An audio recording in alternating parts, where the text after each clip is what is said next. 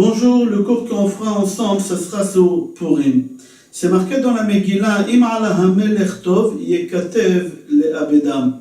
Si le roi est d'accord, alors on demande qu'il écrit sur des lettres qu'il faut exterminer les abedam, qu'il faut exterminer le peuple juif. Dans Midrash Rabbah Esther, Perek Zayin, Pasuk Yud Gimel, c'est marqué là-bas qu'au moment que le roi Achashverosh il a tamponné sur ces courriers-là, Eliyahu Hanavi, il a couru vite dans les cieux, il est parti voir nos patriarches, Abraham, Yitzhak et Yaakov, et il leur a dit, Ad matai avot ha'olam redumim beshena, jusqu'à quand vous allez dormir les patriarches? Comment vous ne réveillez pas vos enfants? Qu'est-ce qui se passe? Abraham, Yitzhak et Yaakov, tout de suite, ils ont demandé à Eliyahu Hanavi, qu'est-ce qui se passe? Et là, il leur a dit, il y a une lettre qui a été tamponnée par le roi pour exterminer vos enfants. Alors, nos patriarches, ils l'ont dit à Eliyahu Hanavi, qu'est-ce que tu veux qu'on fasse si les bénis Israël, ils n'ont pas fait, qu'est-ce qu'on leur a laissé derrière nous comme testament? Qu'il faut respecter la Torah, qu'il faut faire attention au Shabbat, Kashrut, Tzniot, etc. Là, les bénis Israël, les Juifs, ils ont préféré être invités au festin d'Achashverosh. Ils ont parti, ils ont bu, ils ont mangé là-bas, ils ont vu des choses qu'il ne fallait pas voir. On ne peut rien faire pour eux. Et Eliyahu Hanavi, il entend ça. Qu'est-ce qu'il fait? Il court chez Moshe Rabbeinu et il dit à Moshe Rabbeinu, un berger, toi tu étais le berger des bénis Israël. Combien de fois Kadosh Baruch Hu, il a voulu exterminer les bénis Israël dans les déserts pendant ces 40 ans, et toi tu étais là toujours pour annuler ces décrets-là. Viens les sauver cette fois-ci, encore il y a un décret, viens faire quelque chose encore cette fois-ci. Moshe Rabbeinu, il lui a dit, est-ce qu'il y a un homme caché, quelqu'un qui est capable de m'aider dans la terre, sur terre? Moi d'en haut et lui d'en bas, ensemble on pourra faire quelque chose. Mais est-ce que d'après toi, il y a quelqu'un en bas? Et Eliyahu Hanavi lui a dit oui, il y a quelqu'un qui s'appelle Mordechai. Mordechai, il peut t'aider. Moshe Rabbeinu, il a dit à Eliyahu Hanavi, va voir Mordechai et dis-lui que lui, il faut qu'il fasse des prières, il faut qu'il jeûne et qu'il réunisse tous les bénis Israël à la synagogue. Lui en bas, il va crier, il va prier, il va pleurer avec tous les enfants, et moi d'en haut, et tous les deux, on pourra faire quelque chose. Mais il y a une condition. Il faut aller voir si ce décret-là, il a été signé par Akadosh Baruch Hu. Alors, Eliyahu Hanavi lui dit oui, ça a été tamponné, signé par Akadosh Baruch Hu. Et il lui a dit avec quel tampon? Est-ce que c'est avec du sang ou avec de l'argile? Si c'est avec du sang, il n'y a rien à faire. On ne peut rien faire, ni Mordechai et moi, on ne peut rien faire. Mais si c'est avec de l'argile, on peut faire quand même quelque chose. Et Eliyahu Hanavi lui dit, j'ai vu là-bas, c'était avec de l'argile. Il dit, si c'est avec de l'argile, ça a été tamponné, on peut faire quelque chose. Va prévenir Mordechai, lui en bas, moi en haut, et on arrivera à annuler ça. Vous savez, un jour, il y a un vieux qui est parti voir Ephraim Ivologine. Il lui a posé la question, il lui a dit, comment Eliyahu Hanavi, il a su que ça a été tamponné en argile et pas avec du sang? Et comment on peut prouver aujourd'hui dans la Megillah que ça a été signé avec de l'argile et pas avec du sang? Ephraim Ivologine, il n'a pas su répondre. Le vieux, il lui a dit, moi je te prouve, je vais te montrer dans la Megillah. Et dans la Megillah, il lui a dit, c'est marqué qu'au moment que le roi il a signé, c'est marqué les abedam, les exterminés. Si tu coupes les abedam en deux, ça fait lo bedam, pas avec du sang. C'est d'ici, tu sais, que le décret il a été tamponné, pas avec du sang, mais avec de l'argile. Rav Chaim Mivologine, il a raconté ça au Gaon de Vilna. Le Gaon de Vilna, il lui a dit, tu sais qui c'est ce vieux qui t'a dit cette réponse? Rav Chaim Mivologine, il lui a dit non. Le Gaon de Vilna, il lui a dit, c'était Eliyahu Hanavi. C'est Eliyahu Hanavi lui-même qui est venu, qui t'a appris ça, et tu savais même pas. On continue. C'est marqué que Mordechai dit à Esther d'y aller tout de suite chez le roi, sans tarder. Tout de suite, profite cette occasion que tu as, que tu te trouves à côté du roi pour aller parler et défendre tes frères les juifs. Il ne faut pas tarder, tout de suite il faut y aller, parce qu'on ne peut pas savoir qu'est-ce qui va se passer. Là-bas, le Midrash dit que souvent, il y a des gens qui ont cette habitude de tarder et de repousser les choses qu'ils doivent faire. Et ça, c'est une erreur. Si Akadosh Baruch Hu t'a donné maintenant cette chose à faire, fais-la tout de suite maintenant, parce que si Dieu t'a donné maintenant, parce que Dieu il sait que maintenant tu as une occasion de la faire. En même temps qu'il te donne cette chose à faire, il te donne aussi l'occasion de pouvoir régler ce problème. Alors, ne laisse pas traîner les choses. Si tu laisses traîner les choses, tu ne sais pas si après tu auras une occasion de refaire ce que tu as l'occasion maintenant de faire. C'est marqué dans Gemara et Eruvin, page Nundalet Amud Aleph. Amar le Shmuel le Rav Yehuda. Shmuel il a dit à Rav Yehuda, apprends c'est quoi la vie. Shinana. Chatof ve'echol, chatof ve'ishti, de alma de azlinan mine kehilula dami. En araméen, là-bas, Rashi il explique. Il dit, aujourd'hui tu as une occasion de faire quelque chose, profite de faire cette chose et n'y la fais pas repousser au lendemain. À Chafetz Chaim, il explique cette Gemara avec une image extraordinaire. À Chafetz Chaim, dans son livre, il donne une parabole pour comprendre. Il dit qu'un jour, il y a quelqu'un qui a déménagé. Il est rentré dans sa nouvelle maison et le premier soir, par son balcon, il voit que son voisin en face qui habite dans l'immeuble en face, il est en train de faire un mariage. Il voit Khatan et Kala, les gens y dansent, et la simcha, la musique jusqu'à minuit. Alors le monsieur, le nouveau habitant, il s'est dit, peut-être il est en train de marier un de ses enfants chez lui à la maison. Ok, la soirée, elle s'est terminée. Le lendemain, encore musique et encore danse. Et il s'est dit, peut-être c'est le Sheva Brachot. Peut-être il fait Sheva Brachot à un de ses enfants. Premier jour. Le deuxième jour, la même chose. Il a dit peut-être encore Sheva Brachot. Les Sheva Brachot, c'est pendant 7 jours. Pendant 7 jours, il y a la musique. Après, au 9e jour, encore la musique, encore Khata. Il a dit peut-être il marie encore un deuxième enfant. Mazal Tov, beaucoup de joie. Et le surlendemain, encore Sheva Brachot. Encore. Et comme ça n'arrête pas pendant un mois. Jusqu'à qu'un jour, il a dit combien des enfants il a à marier celui-là. Il a décidé d'aller voir ce monsieur. Et il lui a dit, dis-moi Mazal Tov, mais vraiment Mazal Tov de tout cœur, hein. Mais Blainara, tous les soirs, il y a quelque chose chez toi à la maison. Et le monsieur, il lui dit, tu t'es pas rendu compte que les invités d'hier, c'est pas les mêmes invités d'aujourd'hui, et les invités d'aujourd'hui, tu verras, c'est pas les mêmes invités de demain.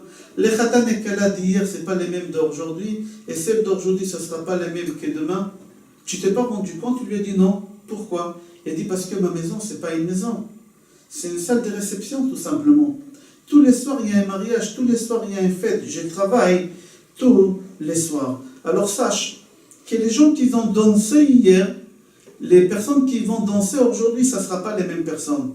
Et les gens qui vont danser ce soir, ils ne danseront pas demain. C'est quelqu'un d'autre qui va danser. À Chafetz Chaim dit, c'est exactement ce que Shmuel a dit dans la Gemara. Shmuel, il a dit à Rav Yehuda qu'aujourd'hui, tu dois profiter. Tu te trouves dans un mariage, tu as l'occasion de manger bien, de boire bien, de danser, de chanter avec le Khatan et Kala. Alors profite que tu as cette occasion.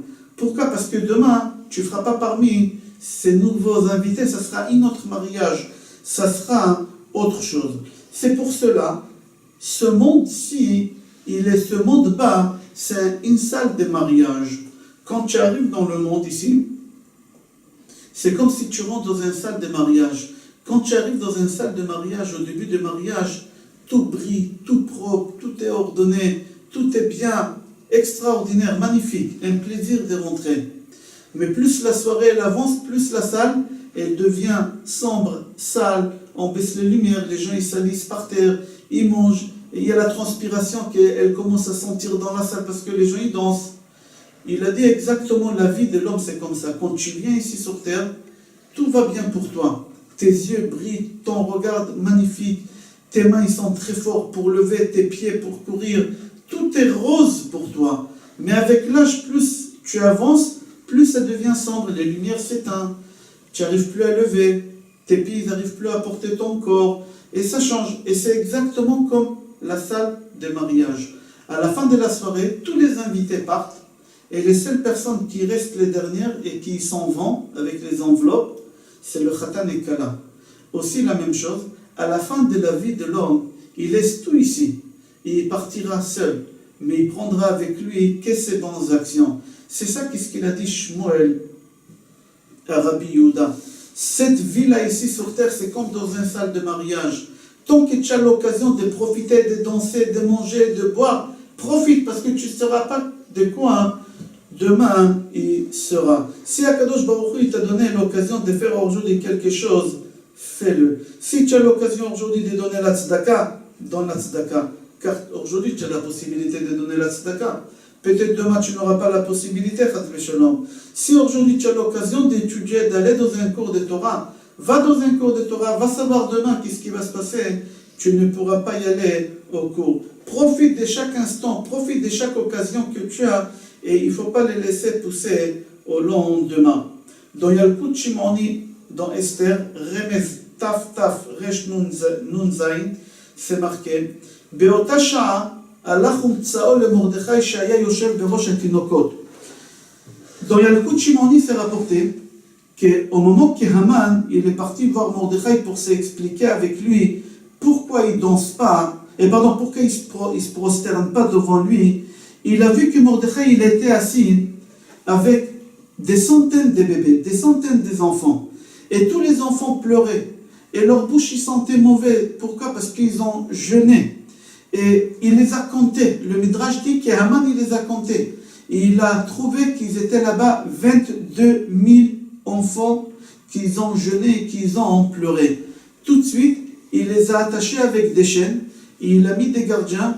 Et il a dit, demain c'est le 13 Adar, je commencerai à tuer les Juifs par ces enfants-là. Par cela, je vais commencer à les tuer. Et je finirai par le dernier, qui c'est Mordechai, je le pondrai lui sur l'arbre chez moi à la maison. Le soir même, la veille de 13, les mamans de ces enfants-là, ils sont venus les voir. Ils leur ont ramené à manger et à boire après une journée de jeûne. Ils leur ont dit à leurs enfants, buvez, mangez. Demain, vous ne savez pas qu'est-ce qui va se passer. Demain, vous allez mourir. Les enfants, ces bébés-là, ils ont pris le livre de Torah qu'ils avaient devant eux, qu'ils étudiaient, ils l'ont mis sur le cœur, et ils ont juré, au nom de Mordechai, notre maître, au nom de ce livre de Torah qu'on a dans la main, on mourra en jeûnant. Si on doit mourir, on mourra en jeûnant. On ne mange pas et on ne boit pas. Et chacun, il a dit ces paroles à les 22 000 personnes. Vers 2 heures du matin, les enfants ils ont continué à pleurer et à crier jusqu'à ce que ces pleurs et ces cris ils ont arrivé devant Akadosh Baruch Hu. Comment ils ont arrivé devant Akadosh Baruch Hu? Parce que Moshe Rabbeinu, Avraham, Yitzhak et Jacob aussi, nos patriarches, ils ne nous ont pas laissé tomber. Eux aussi, ils ont bougé, ils ont tout fait pour que ça arrive devant Akadosh Baruch Hu.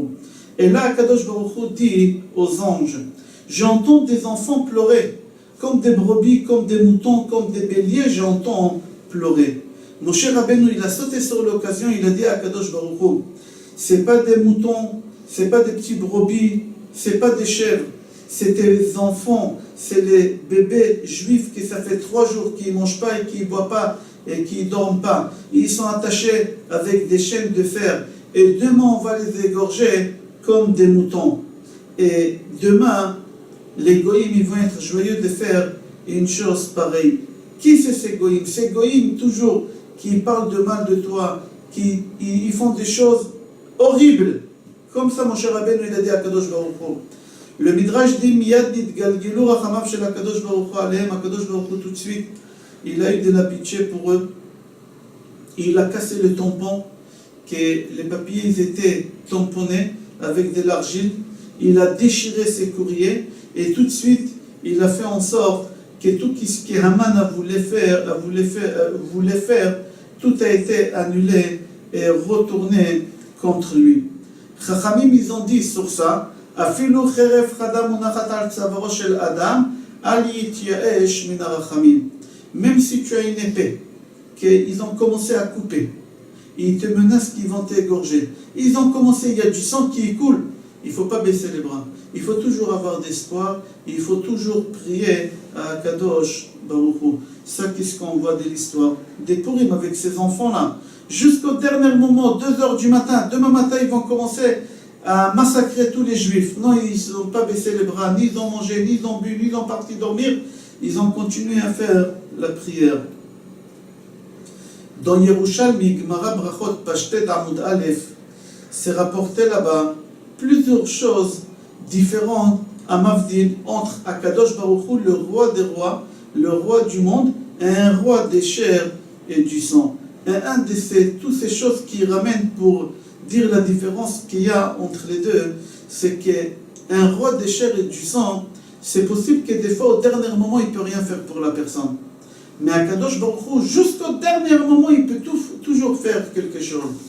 De ce cours-là, on peut apprendre, au moment que Mordechai dit à Esther de profiter de cette occasion qui est là d'aller chez Achashverosh et demander pour le peuple juif. Et il dit là-bas que tu as une occasion, n'y la repousse pas. On t'a donné une occasion de prier, prie. Jamais n'y baisse les bras. Même si la situation elle est toute noire et tu vois aucune porte de secours, n'y baisse pas les bras. Toujours fais confiance qu'Akadosh Baruch Hu sera là pour te faire sortir. Je vous souhaite Purim Sameach, Bracha Ve'atzlacha et Kol Tov.